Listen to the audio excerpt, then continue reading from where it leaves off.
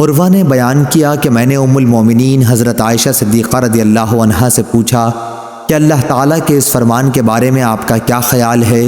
جو سورہ بقرہ میں ہے کہ صفا اور مروہ اللہ تعالیٰ کی نشانیوں میں سے ہیں، اس لیے جو بیت اللہ کا حج یا عمرہ کرے اس کے لیے ان کا طواف کرنے میں کوئی گناہ نہیں۔ قسم اللہ کی، پھر تو کوئی حرج نہیں ہونا چاہیے اگر کوئی صفا اور مروہ کی سعی نہ کرنی چاہے۔ حضرت عائشہ رضی اللہ عنہا نے فرمایا، بھتیجے تم نے یہ بری بات کہی، اللہ کا مطلب یہ ہوتا تو قرآن میں یوں اترتا، ان کے طواف نہ کرنے میں کوئی گناہ نہیں۔ بات یہ ہے کہ یہ آیت تو انصار کے لیے اتری تھی جو اسلام سے پہلے منات بت کے نام پر جو مشلل میں رکھا ہوا تھا اور جس کی یہ پوجا کیا کرتے تھے، احرام باندھتے تھے۔ یہ لوگ جب زمانہ جاہلیت میں احرام باندھتے تو صفا مروہ کی سعی کو اچھا نہیں خیال کرتے تھے۔ اب جب اسلام لائے تو رسول اللہ صلی اللہ علیہ وسلم سے اس کے متعلق پوچھا اور کہا کہ یا رسول اللہ، ہم صفا اور مروہ کی سعی اچھی نہیں سمجھتے تھے۔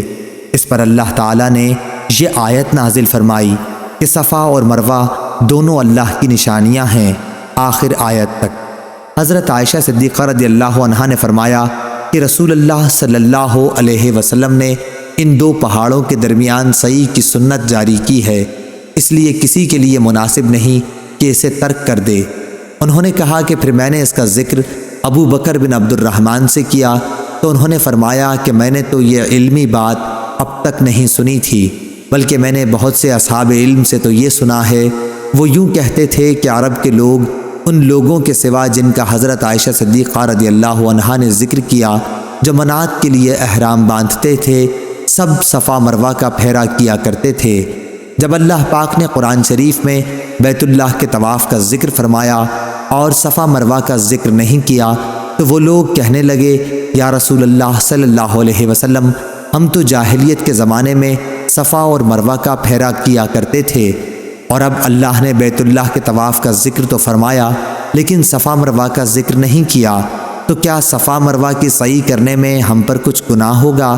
تب اللہ نے یہ آیت اتاری، صفا مروہ اللہ کی نشانیاں ہیں، آخر آیت تک۔ ابو بکر نے کہا، میں سنتا ہوں کہ یہ آیت دونوں فرقوں کے باب میں اتری ہے، یعنی اس فرقے کے باب میں جو جاہلیت کے زمانے میں صفا مروہ کا طواف برا جانتا تھا، اور اس کے باب میں جو جاہلیت کے زمانے میں صفا مروہ کا طواف کیا کرتے تھے۔ پھر مسلمان ہونے کے بعد اس کا کرنا اس وجہ سے کہ اللہ نے بیت اللہ کے طواف کا ذکر کیا